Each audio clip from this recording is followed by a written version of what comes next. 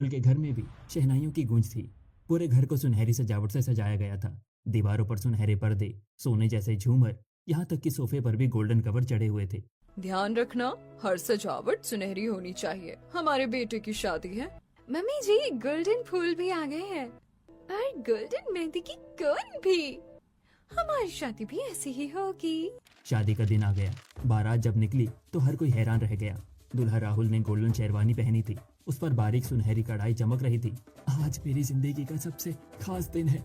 दूल्हे राजा, आज तो सच में सोने जैसे लग रहे हो। हमारी फैमिली की शान है ये रंग। बारात में आए हर सदस्य ने गोल्डन कपड़े पहने थे। औरतों की साड़ियाँ सुनहरी, पुरुषों के कुर्ते सुनहरे, बच्चों के कपड़े भी गोल्डन चमक में डूबे हुए थे। यहाँ तक कि बैंड वाले की ड्रेस पर भी सुनहरे बॉर्डर थे। अरे देखो तो सबने गोल्डन कपड़े पहने हैं। लगता है बहुत अमीर लोग हैं। हमारी नेहा की किस्मत खुल गई। ऐसे चमकदार मेकअप तो मैंने कभी नहीं देखा। सबके चेहरे पर गोल्डन हाइलाइटर लग रहा है। ऐसा लग रहा है जैसे सोने की बारात आई हो। हर चीज सुनहरी, घोड़ी तक के कपड़े गोल्डन हैं। नेहा मंडप में बैठी थी। उसने लाल जोड़ा पहना था, लेकिन उसके आसपास बैठी सास, जेठानी और नंदनों ने बेहद चमकदार गोल्डन साड़ियाँ और हैवी गोल्डन मेकअप किया हुआ था। अरे रितु, देख तो सही, सबने कितना भड़कीला गोल्डन मेकअप किया है। मैंने तो ऐसा कभी नहीं देखा। पूछो क्या सुगंधा से, कहीं बुरा ना मान जाए। आखिरकार चाची ने हिम्मत की। सुगंधा जी, आप लोग हमेशा गोल्डन कपड़े ही पहनते हैं क्या? हाँ, हमारे लिए सुनहरा रंग बहुत शुभ होता है। शुभ? हमारे घर में मान्यता है कि सुनहरा रंग समृद्धि और सुख का प्रतीक है, इसीलिए हर खास मौके पर हम यही पहनते हैं। अच्छा, अजीब रिवाज है। शादी की रस्में शुरू हुई। 7 फेरे लिए गए। पंडित जी मंत्र पढ़े। अब से आप दोनों जीवन भर एक दूसरे का साथ निभाएंगे। मैं हमेशा तुम्हारा साथ दूंगा। मैं भी। शादी संपन्न हुई। सबने कहा, नेहा को बहुत अमीर ससुराल मिला है जी। अरे ऐसा चमकदार इंतजाम मैंने कभी नहीं देखा। हमारी नेहा अब राज करेगी। विदाई का समय आया। नेहा रोती हुई अपनी माँ के गले लगी। खुश रहना बेटी। हमेशा मुस्कुराती रहना बेटी। मैं आपको गर्व महसूस करवाऊंगी। नेहा ससुराल पहुंची। जैसे ही उसने दहलीज पार की, उसकी आंखें फैल गईं। घर के बाहर से लेकर अंदर तक हर चीज सुनहरी थी। दरवाजे का हैंडल गोल्डन, दीवारों पर सुनहरे फ्रेम, झूमर तक गोल्डन रोशनी में चमक रहे थे। ये कैसा घर है, सब कुछ सुनहरा। बेबी जी, स्वागत है आपका। नेहा ने देखा कि नौकरों ने भी गोल्डन यूनिफॉर्म पहनी हुई थी। आप लोगों ने भी गोल्डन कपड़े पहने हैं?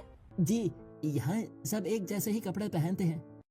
हमारे यहाँ सबके बराबरी का दर्जा मिलता है। नेहा को लगा कि शायद इस घर में सच में सबको बराबरी दी जाती है। उसका दिल थोड़ा शांत हुआ। बहू, अब गृह प्रवेश की रस्म करो। नेहा ने कलश गिराया और घर में कदम रखा। चारों ओर सुनहरी चमक थी। रात को नेहा अपने कमरे में आई। कमरा भी गोल्डन पर्दों और सुनहरे बेडशीट से सजा हुआ था। कितना अजीब है ये सब, पर शायद इनकी यही परंपरा है। अगर तुम्हें कुछ अजीब लगे तो बताना। नहीं, बस थोड़ा नया है मेरे लिए। आदत हो जाएगी। अगली सुबह सूरज की किरणें सुनहरे पर्दों से छनकर कमरे में आई। बहू, आज तुम्हारी पहली रसोई है। जी मम्मी जी। नेहा नीचे आई तो रसोई भी गोल्डन थी। बर्तन तक सुनहरे रंग के थे। यहाँ तो चम्मच भी गोल्डन है। हाँ भाभी, हमारे घर में सब कुछ सुनहरा है। आज आप हलवा बनाइए। और हाँ, पहले ये साड़ी पहन लीजिए।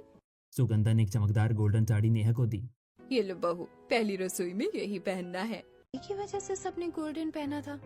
कुछ दिन में सब सामान्य हो जाएगा। तभी दरवाजे पर दस्तक हुई। भाभी, क्या देख रही हैं? दीदी, क्या घर में बाकी रंग के कपड़े नहीं पहनते? नहीं भाभी, हमारे घर में तो हमेशा गोल्डन ही पहना जाता है। हमेशा? हाँ, ये हमारे घर का रिवाज है। नेहा का चेहरा उतर गया। लेकिन कभी कभी तो अलग रंग पहनने का मन करता होगा। शुरू में मुझे भी अजीब लगा था, पर अब आदत हो गई। नीचे हॉल में सुगंधा बैठी थी। नेहा उनके पास गई। मम्मी जी, क्या मैं आपसे कुछ पूछ सकती हूँ? हाँ बहू, पूछो। क्या इस घर में हमेशा गोल्डन कपड़े ही पहने जाते हैं?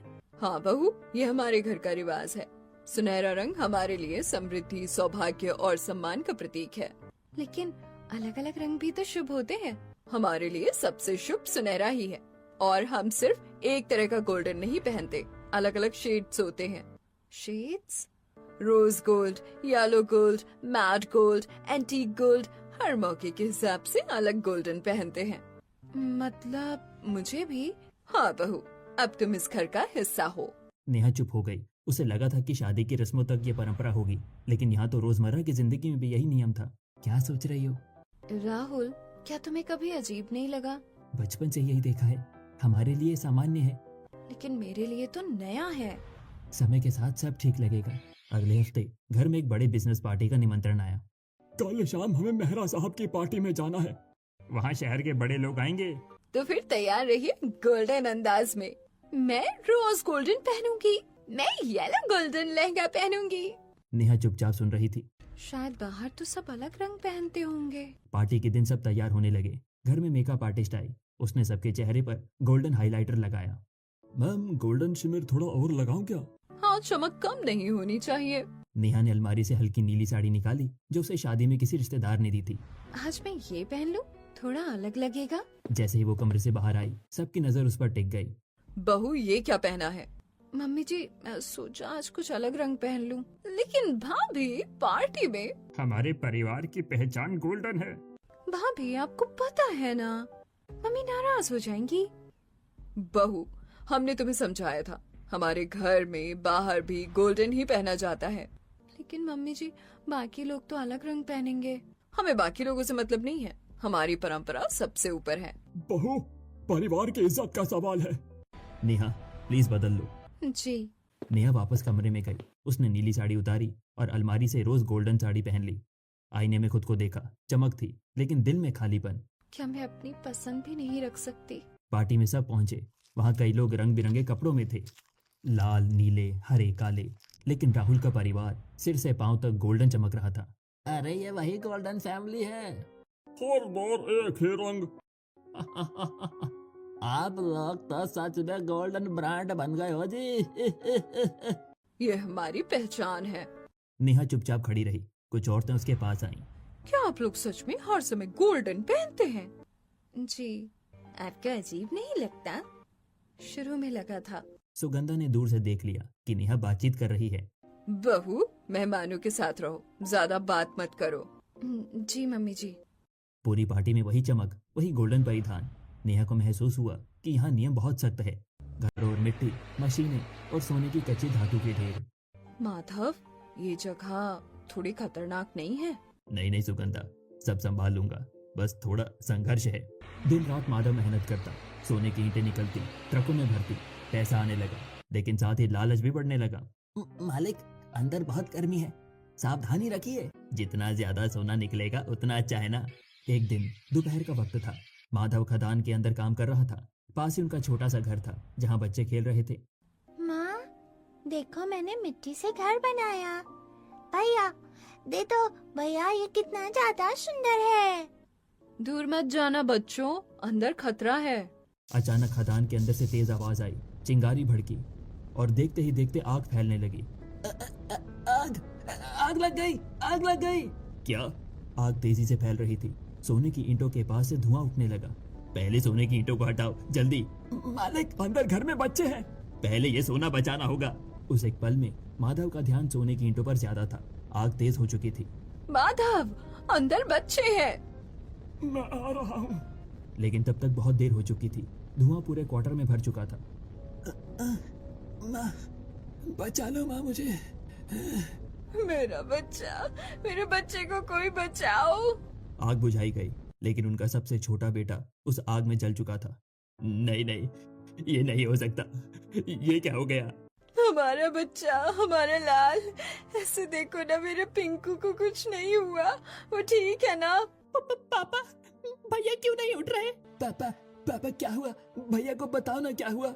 उस दिन सोने की चमक ने उनके घर का उजाला छीन लिया था। मैंने सोना बचाने की कोशिश की और अपना बेटा ही खो दिया।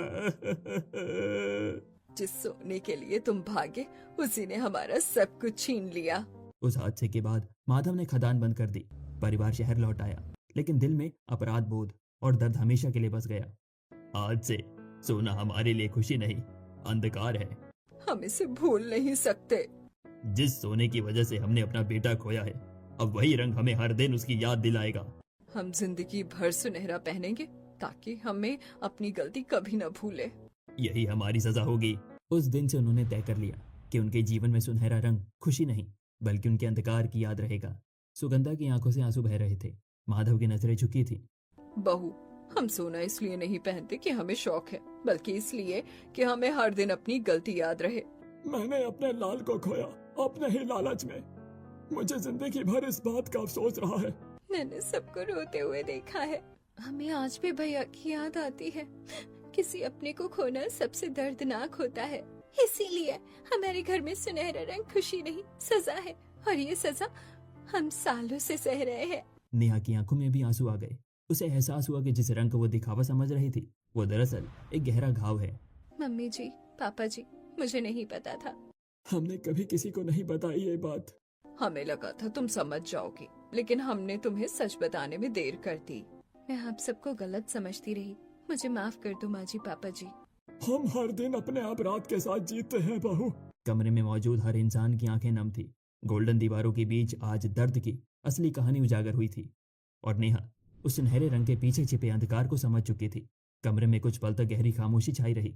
फिर सुगंधा धीरे धीरे उठी और सबको उस कोने में ले गई जहाँ छोटे पिंकू की तस्वीर रखी थी। बहू, यही है मेरा छोटा पिंकू। देख कितना सुंदर था मेरा बेटा। बेटा, आज हम सब तेरे सामने खड़े हैं। पूरा परिवार तस्वीर के सामने हाथ जोड़कर खड़ा हो गया। नेहा आगे बढ़ी। उसकी आंखों में दृढ़ता थी। पिंकू भैया, जो हो गया उसे बदला नहीं जा सकता था, लेकिन हम खुद को हर दिन सजा नहीं देंगे। आप हमारे दिल में हैं। आज से इस घर को सुनहरे रंग की सजा से मुक्त करते हैं। भैया, हमें आशीर्वाद दो। तभी तस्वीर की माला से एक फूल नीचे गिर पड़ा। देखिए, भैया भी हमारे साथ हैं। उन्होंने अपना आशीर्वाद दे दिया। भैया का आशीर्वाद मिल गया। अब हम सुकून से रह सकते हैं। अब हमारा घर फिर से जी सकेगा। बाजी, पिंकू भैया भी यही चाहते हैं कि हम भी रंगों में ढले। अब हम भी रंगीन कपड़े पहन सकेंगे। उस दिन के बाद घर से सुनहरे बंधन हट गए। रंग लौट आए, हंसी लौट आई।